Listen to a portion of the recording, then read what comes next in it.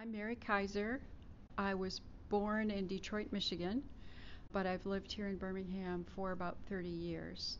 I'm recently retired from Jefferson State Community College, where I taught writing and literature, and I'm really excited to have an opportunity to pursue my love of textiles now that I'm retired. So I do a lot of different things with textiles, like sewing my own clothes. I do textile art, and I've been really happy to take part in the Bib Tucker activities too, because they're all textile based. The one I made, I tried to follow the same process that everybody follows in making the block. So we get a sheet of paper in which to draw out a design, and I did very quickly came up with a little design and then went to stitching probably within 2 or 3 minutes of that. My theme was end gun violence.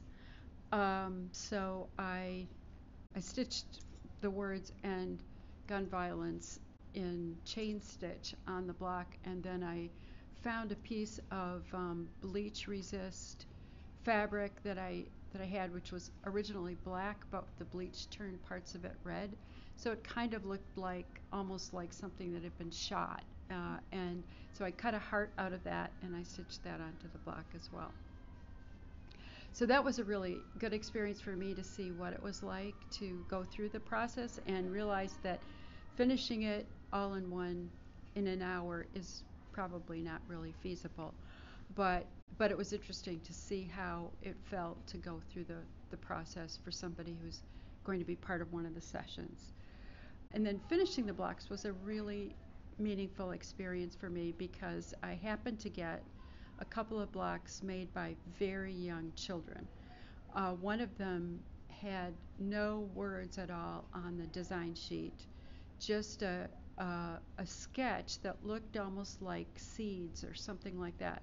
So I just stitched that design onto the Javion's block, and it ended up looking really interesting and poetic, even though I have no idea what words might have been going through his mind.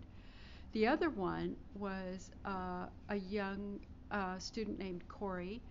Corey had written out some words and had sketched a design and then drew some of the design on the cloth.